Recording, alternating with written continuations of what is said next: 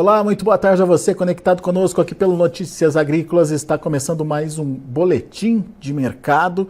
A gente está olhando para o que está acontecendo com a soja lá na Bolsa de Chicago. Foi mais um dia de queda. E queda até importante hoje, na casa ali dos 20 pontos nos principais vencimentos.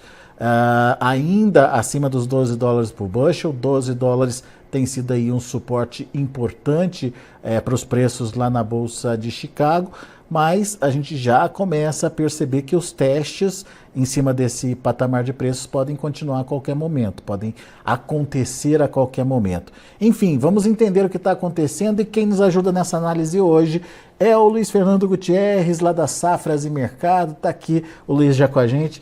Seja bem-vindo, meu amigo. Obrigado por mais uma vez nos ajudar a entender um pouquinho dessa dinâmica de formação de preços num dia em que Chicago está caindo, e caindo de forma importante, né, Luiz? Estamos falando de 19, 20, até mais de 20 pontos aí nos principais vencimentos.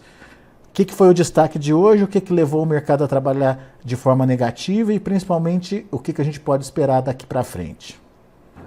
Boa tarde, Alex. Boa tarde a todos. Obrigado pelo convite mais uma vez. Bom, Alex, como se já não bastasse, né, essa tendência de uma safra sul-americana maior, né, principalmente pela questão da provável recuperação da produção argentina, que pesa muito no mercado, né? A gente vem falando isso há um tempo, que a Argentina ia voltar a ser um fator-chave para o mercado nesse ano, tanto por questões de produção, como por questões políticas também, querendo ou não. A gente teve algumas mudanças recentes na Argentina aí que colocam a Argentina de uma forma mais competitiva no mercado internacional, não só na soja como em outros produtos. Mas se não bastasse só isso, a gente teve hoje especificamente, né, dados da economia chinesa que de alguma forma colocam um pouco de dúvida com relação ao crescimento ou não crescimento, ou ritmo de crescimento do consumo chinês de farelo de soja, ou de soja como um todo, né, de importação, ele como o maior país importador do mundo. Então, complementou o quadro negativo, né, de fundamentos negativos, né, que, como já falei, a gente tem fundamentos negativos lá da oferta, no sentido de aumento de oferta sul-americana e resultando num aumento de oferta mundial, né, num provável aumento de oferta mundial, e além disso, algumas dúvidas agora com relação à demanda, né, a demanda chinesa principalmente, com esse crescimento do PIB aí em um ritmo mais lento e abaixo da expectativa do mercado. Então, realmente completou negativamente esse quadro, que já não vem favorável há um tempo, né? Os preços brasileiros sentindo muito aí um Chicago mais fraco, mas também sentindo via prêmio, né, pela questão do aumento da oferta regional, o início dos trabalhos de colheita no Brasil. Então, realmente, a gente não está, infelizmente, enxergando nenhum fator positivo agora que faça o mercado voltar a apontar para cima, né, principalmente porque a gente está começando a colheita. A gente lembra que o Brasil tem problemas produtivos, é verdade, a gente tem algumas dúvidas ainda com relação ao tamanho da safra brasileira. O que a gente pode falar com alguma certeza é que a gente não pode colher mais uma safra recorde. A gente já está contabilizando aí uma safra menor que do ano passado, né, que foi recorde, mas também a gente ainda está falando da segunda maior safra da história do Brasil, mesmo com os problemas no Mato Grosso, em Goiás, a gente sabe que existem. Né? Então a gente não pode esquecer que há um volume ainda grande de soja que o Brasil está produzindo e que vai começar a entrar no mercado agora e que sazonalmente sempre pesa aí ano após ano. A gente tem ouvido muito produtor reclamar, né, Luiz, que está vendo a perda acontecer ali no quintal dele, na propriedade dele, e não está vendo esse preço reagir.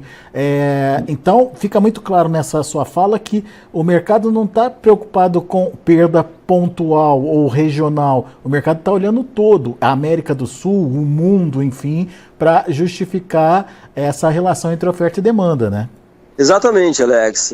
O produtor tem que entender que, na verdade, nem só de Brasil vive o mercado da soja, nem só de Estados Unidos, nem só de Argentina de forma isolada, né? O mercado sempre olha para o todo, principalmente o mercado internacional, onde ele vai olhar sempre para o equilíbrio entre oferta e demanda. E nesse ponto, a gente tem que entender que mesmo com os problemas no Brasil, a Argentina colhendo mais, como é o que a gente está esperando, porque o clima está favorável, né? A gente não pode falar em nada diferente de uma safra cheia na Argentina, porque não existem problemas importantes na Argentina. O clima, pelo contrário, está favorável, o plantio evoluiu bem, as condições são boas, o clima para frente, as previsões também são boas. Então a Argentina colhendo uma safra de 50 milhões, que é o número que a gente tem hoje, né, o número mais ouvido no mercado, digamos assim, Brasil e Argentina somados colocam 20 milhões a mais de toneladas no mercado internacional do que no ano passado. Né? A gente tem que lembrar que a Argentina está saindo de uma safra com um grande problema produtivo, que o Brasil de alguma forma compensou no ano passado, e nesse ano, de alguma forma, a Argentina tende a compensar uma parte da perda da produção brasileira, e resultando, né, numa oferta sul-americana maior e resultando numa oferta mundial maior. Então a gente está falando aí de uma safra sul-americana de 200 milhões, entre Brasil e Argentina de 200 milhões de toneladas, os dois maiores produtores da região, contra 180 do ano passado. Isso já contemplando as perdas no Brasil. E é para isso que Chicago olha, que o mundo olha, né? Pelo aumento da oferta de soja e agora com dúvidas com relação a crescimento chinês, a consumo chinês, também pesando um pouquinho mais sobre Chicago, porque a gente tem um aumento importante da oferta e um provável ritmo de crescimento da demanda mais lento aí, com a China crescendo menos. Luiz, mas daí a gente tem aquele questionamento, né? A China não é um tradicional vendedor de grão, da soja em grão. A Argentina, desculpe. Ela é conhecida pelo processamento dessa soja, a transformação dessa soja e a negociação do farelo e do óleo de soja. Mesmo assim, mesmo não tendo disponível para o mercado a soja em grão, ainda assim isso pode interferir no preço? Sim, a Argentina, na verdade, Alex, ela interfere de duas formas, tá? A primeira de forma indireta, via subprodutos, como tu colocou. A Argentina é o maior exportador do mundo de farelo e óleo, né? Ela não esmaga tanto quanto o Brasil e os Estados Unidos, mas o que ela esmaga, a maior parte ela manda para fora. Né? Ano passado o Brasil ganhou esse posto da Argentina exatamente pelas perdas produtivas aí que impediram que a Argentina esmagasse mais. Nesse ano a Argentina, retomando uma produção cheia, uma produção bem maior que do ano passado, ela deve voltar a esmagar mais e deve voltar a oferecer mais farelo para o mercado internacional. Então isso de alguma forma tende a tirar demanda pelo farelo brasileiro, tende a tirar demanda pelo farelo americano, resultando, né, num esmagamento menor, num crescimento de esmagamento menor, que resulta num estoque de grão maior, nos dois principais produtores do mundo, Brasil e Estados Unidos. Então essa é a primeira forma que ela interfere, digamos assim, no complexo soja em nível global, mais diretamente no grão. Ela não vende o grão, mas faz sobrar grão aonde tem, certo? Exatamente. E aí o mundo, olhando para isso, sabe que não precisa sair correndo, né? Os grandes compradores em nível mundial não precisam sair correndo porque tem grão. Se não tiver num lugar, vai ter no outro. Então é basicamente isso. Eles olham para o quadro de oferta e demanda e veem que tende a ter mais grão disponível no mercado. Mas só para complementar, Alex, o segundo ponto que ela interfere, aí é mais diretamente no grão, é que apesar dela não ser uma grande exportadora de grão, né?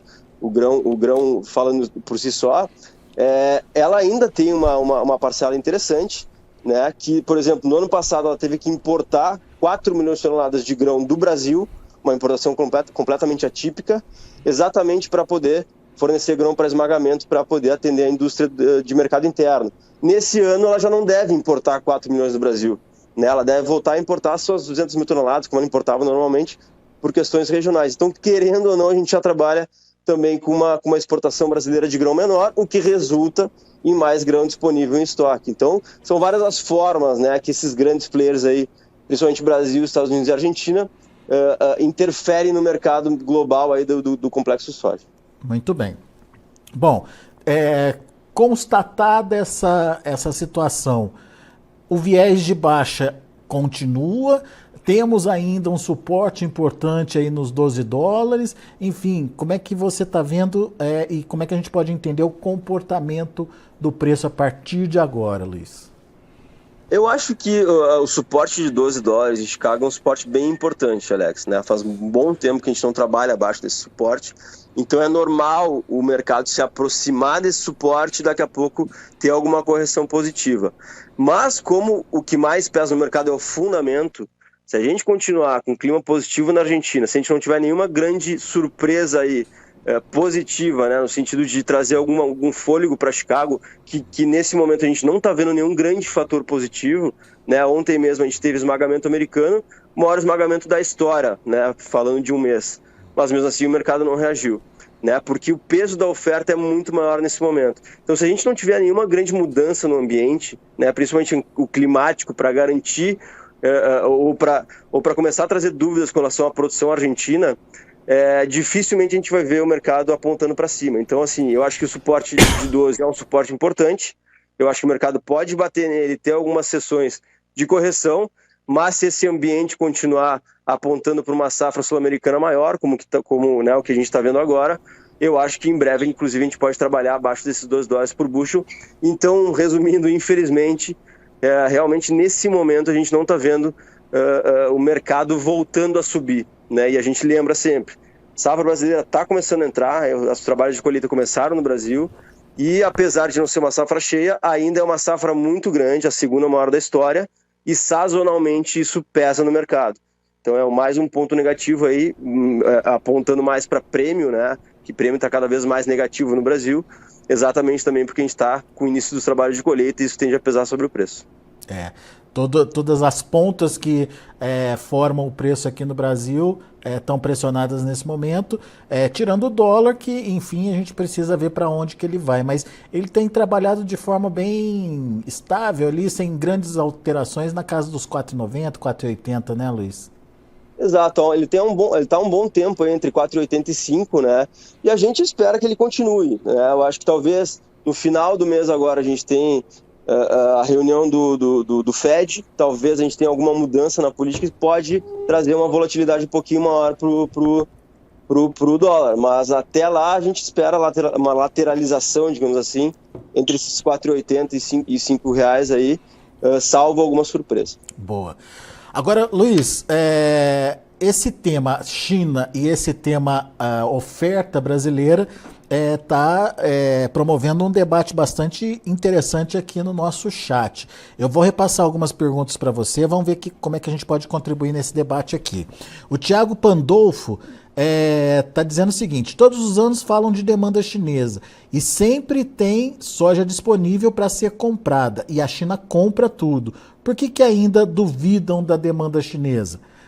A economia faz toda a diferença, né? Ou a situação da economia chinesa, né? Na verdade, assim, ó, a gente vem falando há um tempo, né, Alex? Inclusive, se a gente olhar para alguns vídeos atrás aí, eu também não tenho dúvidas com relação à demanda chinesa. A demanda chinesa ela sempre está presente, ela sempre está aí. A grande dúvida é que se a China consegue acompanhar, né, em nível de consumo, o crescimento da oferta.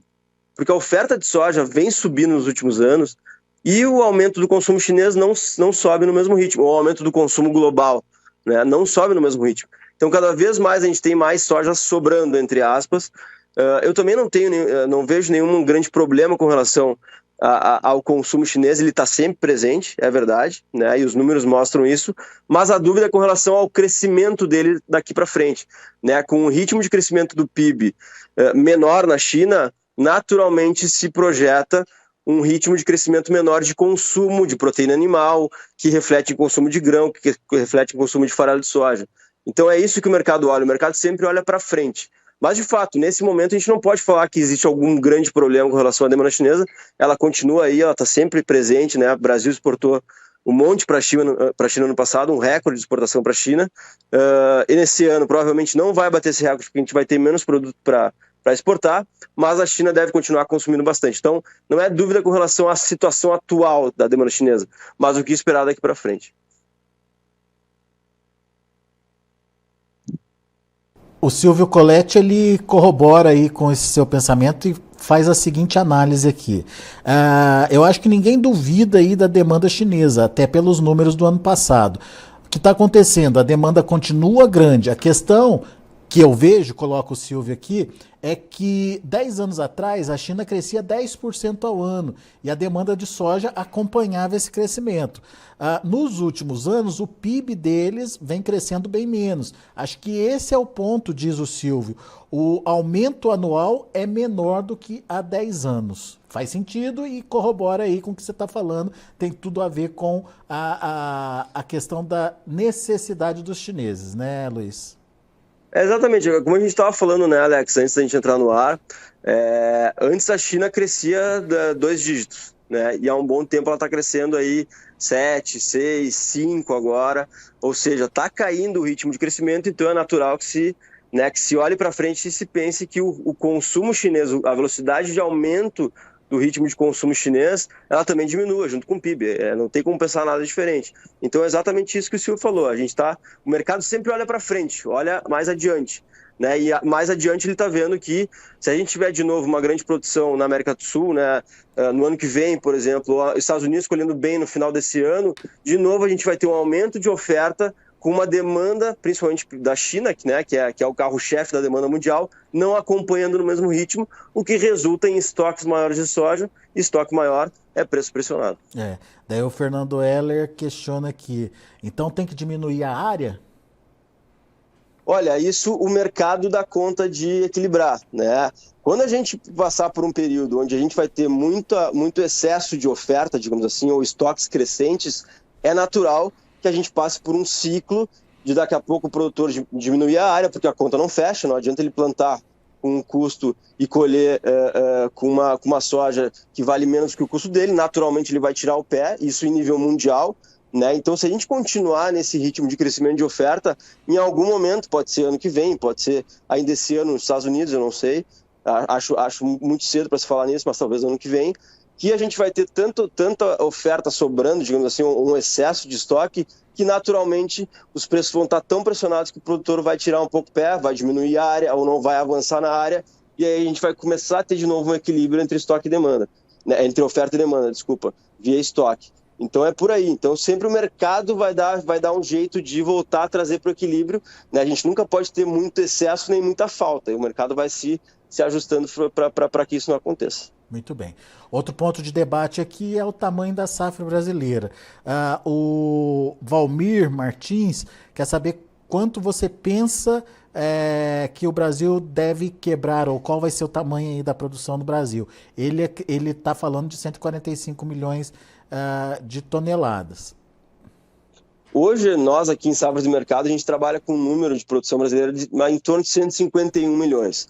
A gente viu o USDA recentemente reduzindo a sua produção para 157. Eu acho que ele está meio fora da realidade, né? Eu acho que existe um consenso no Brasil de que a safra está mais para 150 milhões, ou até um pouco menos, do que mais para cima, né? Mas eu acho que só os trabalhos de colheita vão revelar a realidade da produção brasileira. Existe muita irregularidade. No próprio Mato Grosso, que está sofrendo bastante, a gente tem regiões que têm lavouras muito boas e regiões que têm lavouras muito ruins. Então existe uma irregularidade muito grande que dificulta também os trabalhos de pesquisa, né? O Mato Grosso, por exemplo, é um estado muito grande de produção, tem várias regiões diferentes, com clima diferente, com produtividades diferentes. Então está muito difícil nesse ano de quantificar isso, né? A gente tem outros estados também que passam por alguns problemas, mas também tem estados que estão com um desenvolvimento favorável, né? A gente ainda tem a questão climática, que é importante pelas próximas semanas, meses, para a definição das produções de alguns estados. Então está muito incerto. Não diria que dá para descartar 145, eu acho que pode ser um número que daqui a pouco pode se mostrar uma realidade, mas hoje nós entendemos que uma realidade é mais próxima de 151 milhões de toneladas aí na produção brasileira. Muito bem.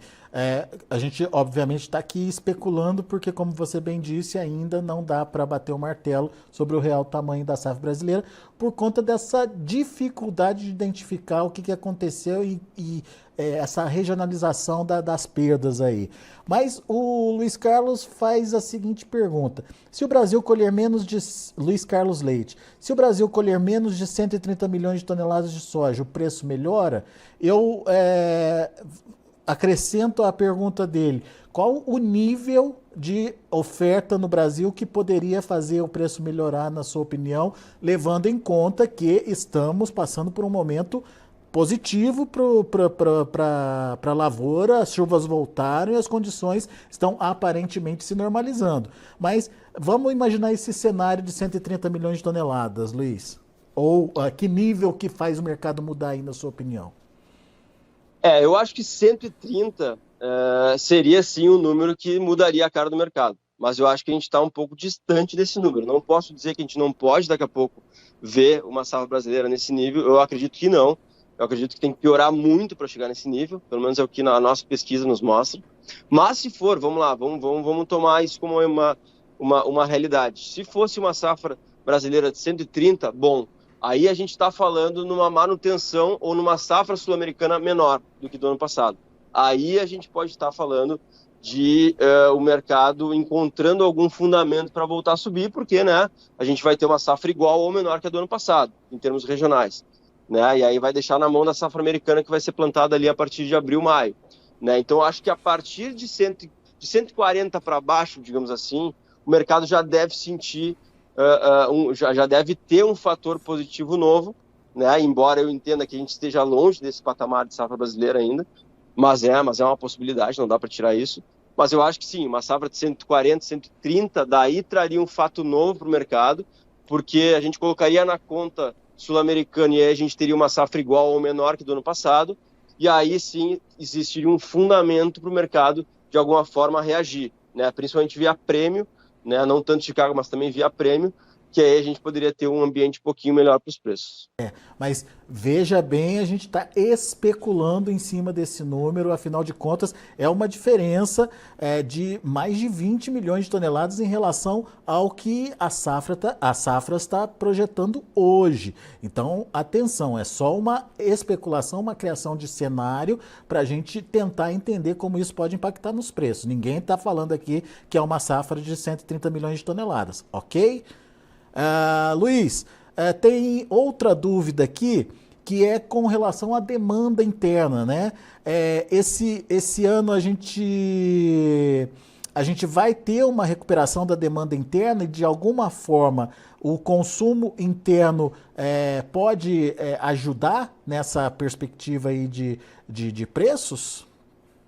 Sim, a gente está prevendo, no quadro de oferta e demanda, um aumento do esmagamento nesse ano, principalmente porque, né, recentemente a gente teve uma mudança nos mandatos, né, de biodiesel no Brasil, ou na mistura obrigatória de biodiesel no Brasil, vai sair de B12 para B14. A gente lembra que o biodiesel é muito importante para o óleo de soja, né, que mexe diretamente com o grão, nesse caso via esmagamento.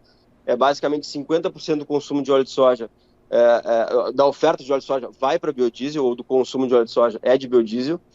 Então, esse aumento de mistura tende a aumentar o esmagamento no Brasil, para se fazer mais óleo de soja, para se fazer mais biodiesel, para se fazer a mistura obrigatória. Mas isso vai, de alguma forma, só compensar a perda que a gente deve ter daquilo que a gente falou lá atrás, né, há alguns minutos atrás, que é da perda de exportação de farelo de soja. Porque a gente não vai esmagar mais para exportar farelo de soja. A gente, olhando para a exportação, esmagaria menos porque a gente teria uma demanda menor. A gente deve ter uma demanda menor porque a Argentina deve retomar o que perdeu para o Brasil ano passado. Então, esse aumento da mistura veio num momento bem interessante, porque compensa boa parte do que a gente vai perder de esmagamento para a exportação de farelo de soja e resultando no aumento de consumo interno, no aumento de esmagamento. Então, o esmagamento é fundamental. Sem dúvida, ele é fundamental que a gente não tenha uma diminuição do esmagamento, que não é exatamente o que a gente está prevendo. A gente está prevendo um aumento, exatamente para poder, para a gente poder não ter um estoque tão grande aí de passagem, né, ajudando, nesse caso específico, a ponta vendedora, os produtores, né, que a gente passa no quadro de oferta e demanda brasileiro com um estoque não tão amplo assim, e sem dúvida é um fator fundamental. Então, resumindo, o esmagamento, o consumo interno brasileiro tende a aumentar, derivado do aumento da demanda por óleo de soja para fabricação de biodiesel aí, via esse B14 que deve entrar em ação aí a partir de início de abril. Mas não é o fator que vai determinar uma mudança de tendência, né, Luiz? Exato, não é um fator que vai fazer o preço subir, não nesse ambiente que a gente está comentando, né, de aumento de oferta sul-americana aí e de uma produção brasileira que, embora tenha perdas, é uma produção ainda relevante. Muito bom. Pessoal, obrigado pelas perguntas aqui, um debate muito interessante que a gente conseguiu promover aqui no chat do YouTube. A gente fica muito contente que vocês tenham interagido aqui com a gente, principalmente nesse momento de muita dúvida, né? Tá todo mundo aí tentando entender o que está acontecendo com o mercado, a relação de oferta e demanda e como é que isso está afetando o preço de formação aí da soja. Então, muito obrigado a todos vocês que estiveram com a gente, estão com a gente participando pelo chat do YouTube. Lembrando, quem estiver por aí, não se esquece de fazer a inscrição no canal, E, obviamente, deixa o seu like, deixa o seu joinha aí para ajudar a gente a distribuir melhor essa informação. E ao Luiz Fernando Gutierrez, nosso muito obrigado mais uma vez pela disponibilidade de estar aqui, viu, Luiz? Ajudando a gente a entender o mercado e participando desse debate aqui com os nossos internautas. Eu que agradeço, Alex, o convite mais uma vez, estou sempre à disposição. E vamos lá, vamos falando um pouquinho sobre soja, que no fim das contas, e eu entendo que deve dar tudo certo de novo para o produtor, que ele é muito resiliente, e daqui a pouco ele vai ter o mercado um pouquinho mais a favor dele aí. É isso aí. Obrigado, Luiz. Grande abraço. Até a próxima. Um abraço, até a próxima. Luiz Fernando Gutierrez, lá das Safras e Mercado, está acompanhando diariamente toda a variação dos preços e, enfim, todo o impacto aí na formação de preços lá em Chicago e aqui no Brasil. Deixa eu mostrar para vocês como encerraram as negociações lá na Bolsa de Chicago. De olho na tela. Março fechou a 12 dólares e 5 centes por bushel, perdendo 21,5 pontos. Olha o maio, 12 dólares e 18 centes por bushel, queda de 20 pontos mais 25. O julho, 12 dólares e 28 centes por bushel, perdendo 18,5 pontos. Agosto, 12 dólares e 18 centes por bushel, 16,5 pontos de queda. Ou seja, uma queda considerável aí para a soja lá na Bolsa de Chicago hoje e ali muito já pertinho dos 12 dólares por bushel, um suporte importante para o fechamento aí da soja. Vamos ver o milho. Para março, 4 dólares e 42 centes por bushel, milho no vermelho também perdendo 1 ponto mais 25, perda um pouquinho mais comedida aí. Maio, 4 dólares e 53 centes por bushel, perdendo 1,5 ponto, a mesma queda para julho que fechou a 4 dólares e 62 centes por bushel, setembro 4,67, queda de 2 pontinhos. Essa situação do milho, vamos ver o trigo.